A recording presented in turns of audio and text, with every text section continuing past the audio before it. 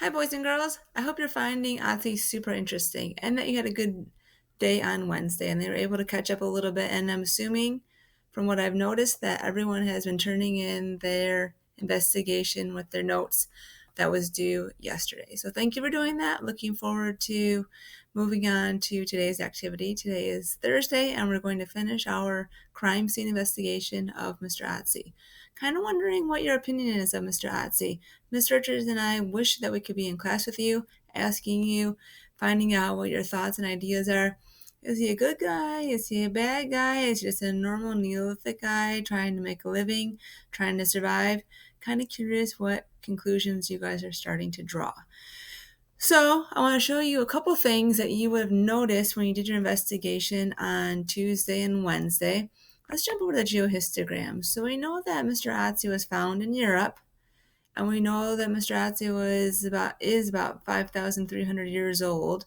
And we can go down then. If we're in 2020, then we start up here and we'll be in the region of Europe. And we'll go down our just geohistogram 2,000 years, but he's 5,300 years old. I think I said that earlier, 5,300 years old. So then we have to continue on for another 3,000 years. Now remember, the geohistogram, we're getting closer to zero. So he is down in this area here. Mr. Otzi is living in this area here. This is the Neolithic age. This is when humans are beginning to become farmers. They're learning how to have agriculture. They're learning how to stay in one place by growing something, harvesting it, saving it, spreading it out over a time frame, and then doing the whole thing over again, including with irrigation. Now, it's not happening so much in Europe right now. We can see because there are no wider blobs. That's happening in Africa, which is Egypt right here, and then in the Middle East with the Sumerians and Indus River Valley. We'll be studying these in the next chapter. But for now, we're just noticing that in Europe, there are not the larger civilizations or empires yet, but there's starting to be some groupings of people understanding that a little bit, which is what the dashed lines represent to us. So that's Mr. Otzi, 5,300 years old, from our day and age up in 2020. Okay, so back to what you guys worked on Tuesday and Wednesday. Right here, I'm going to go through these answers kind of quickly just because I want you to be thinking about your theory. So making sure these answers are correct or that you're on the right track. They do not have to be exactly like mine.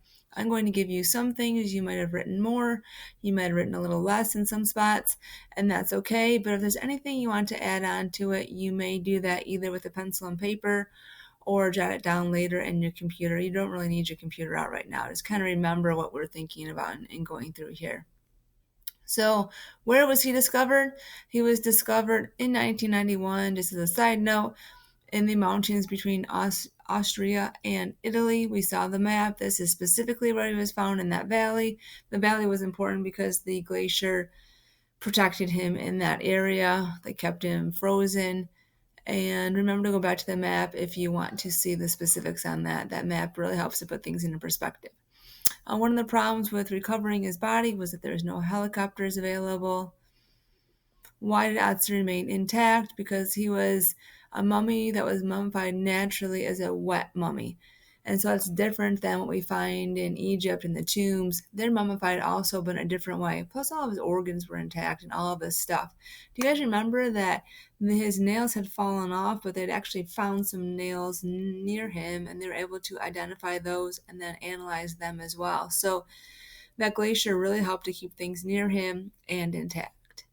So let's see. And then I say preserved in its entirety because, unlike other types of mummies, his organs were not removed. Okay, so when did the Iceman live? We can say the Neolithic age or the Copper age. They cross over a little bit. They piggyback each other. And one of the reasons why that's known is because of the tools that he had with them, plus the carbon dating, which brings us to carbon dating. That's a comparison between carbon-12 and carbon-14, and they do a ratio and they figure out the half-life. Way beyond my scientific knowledge, but pretty interesting and cool that they can do that. Moving on to the next page, what is so special about Otzi? Well, specifically remembering just that he was found so old and so preserved. And they don't even have much to compare him to because nobody else has been found in that kind of shape. He didn't have any pottery with him. That made him a little bit hard to identify what group he might have been in. But still, that he was found so well preserved and from so long ago was pretty special. But they're also talking here about his copper axe made him some kind of a man of status. Or I'm wondering if he wasn't a man of status so much as he was a thief. Did he take the copper axe and that's why he was being hounded? I don't know, just an idea. Who knows? He could have been a traitor or a shepherd, but also we know when we watched that little movie, it would have been difficult for him to be a shepherd because he didn't have the proper clothes, specifically the proper shoes. So they kind of eliminated that, which that was interesting too in that movie. See how scientists and archaeologists, they recreate things to try and figure out what the heck happened. So in the other movie, we also saw how they recreated that little fire carrier. And then in the movie you just watched on Tuesday, they recreated his whole entire outfit using the same exact things, and then had a guy go ahead and walk up the same path that would have been Otzi's path and see if that stuff would have worked and how well it would have worked. And that gives them so many more clues and pieces of information. So they kind of eliminated him as a shepherd, perhaps a trader, but for sure he was a hunter. And so they noticed that with his gear and with what he had been eating. And then they also noticed that he had lots of tattoos and lines or crosses, and that was not done with ink, but with little incisions, so little cuts, and then filled with charcoal. And there is a suspicion that it was used as an acupuncture technique. Poor Mr. Otzi had lots of ailments, as you read. He had lots of things wrong with him. He was 45 years old. He had worn hips. He had a couple of sicknesses. So perhaps he used those as a way to try and ease his pain. We don't know for sure, but it's just an idea. And by the way, those acupuncture areas where he had those tattoos, those are similar to what's used today. So even back then, 5,300 years ago, they were noticing those acupuncture areas.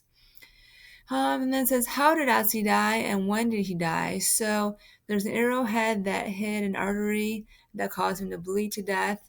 The suspicion is probably murder, and he died in early summer.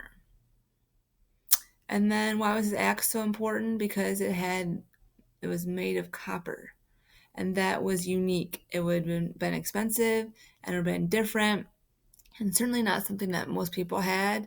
So again, why did he have that? Where did it come from? Why was he allowed that? And then if he was murdered, why didn't the person take the axe with them? I guess if I was a murderer and I saw something cool, I'd probably snatch it. I'm even wondering why the murderer didn't take some of Otzi's clothes. It has to be difficult to make those clothes that he had on. So wondering about that as well. So just some questions that I kind of was thinking about as I was going through this. Again, if you don't have all of these exactly like that, that's okay. But we were just noticing some of these answers. So now that we have all this information, let's go ahead and do something with it. So we're going to go now, and you guys are going to go back to this crime scene investigation site. This was on, if you go to the top of your work that you did today and you click on this here word, that's how you get to this. Now, we've already done the introduction. I told you task and process was not needed. You did the investigation of the 4 questions. Now we're into the 4 different theories. So you're going to click on that. So we have theory 1, theory 2, theory 3, and theory 4, and each one of these leads you to a link. Do these have to be all the theories? No, these are the 4 major well-accepted theories. Noticing the word theory, we've talked about that quite a bit. We've talked about that with Ms. Richards. We talked about that in different times in the earlier part of the year. So it's an educated idea, but not 100% proven yet. So there are 4 main theories. You are going to break into groups, read these different articles, and then present out to the class about your theory. So your job, whether you believe the theory or not, whether you believe that this is accurate or not, does not matter. Your job is to click on a theory that you're assigned, read the article, and then give your classmates the most interesting parts about that theory. You're going to have to do a really good job because they need to know why they should believe the theory. You should be trying to basically convince them with the facts that you have in the article that your theory is correct. Not in a false way, but in a, hey, this is the information we read. It's pretty convincing. Take a look at this stuff. So you're going to read the article, organize yourselves in your group, decide who is going to say what, and then share out to the group. Now, we've done this before because it's easier if we can break down the different parts and then share out. So, teachers, crew teachers, I'm wondering what's best for you. Do whatever is best for you. You could have 4 groups with some larger groups, or you could have 8 groups, and then they could double up and then kind of team up and how they're going to present that. I don't know how many kids are in your class today or what you feel is better, but those are 2 different possibilities of having either 8 groups that are a little smaller or 4 bigger groups. They work together and then present out to the class so they don't all have to read every single theory. But while you're listening to the theories, boys and girls, your job is to be taking notes, because you're going to have to tell us what you think is the best theory. What theory holds the most water for you? Which one is the most believable? Which is the most prevalent? Which is the one you think makes the most sense to you? You may not agree with any of your friends. Your friends all may think it's theory 1, and you may be stuck on theory 3, and you'll have your ideas. You'll have to explain that out in a paragraph. Today, in your Google Classroom, you will have a sheet that has the theory worksheet on it. I'm going to show it to you. So certainly you're listening to all the different theories, because you have to decide for you personally, on your own heart, what is the best theory to explain poor Mr. Otzi's death? Or was he poor Mr. Otzi? Or is he a bad guy? I don't know. Kind of fun to think about. What side of the fence does he land on? Maybe he was just trying to survive in life. It's a rough life back 5,300 years ago. So this is in your Google Classroom today in the same folder as your other Otzi information. You are going to have to create a 1-paragraph summary. Do you know paragraphs have about 5 sentences? I mean, I hate to label that and make so structured 5 sentences, but if we have to say that for students as a guideline, I will. The sentences should be at least 5-ish in your paragraph, maybe 6, maybe more, maybe 4 if you really constructed it well, but looking for around 5 sentences for a 1-paragraph summary to explain to me which theory you think holds the most water, which is the most believable for you, which is the most convincing for you. So you're going to go ahead and type in here and tell me your theory that you think is the best and why. And you do not have to type your name there because it'll be right in Google Classroom, so do not worry about that.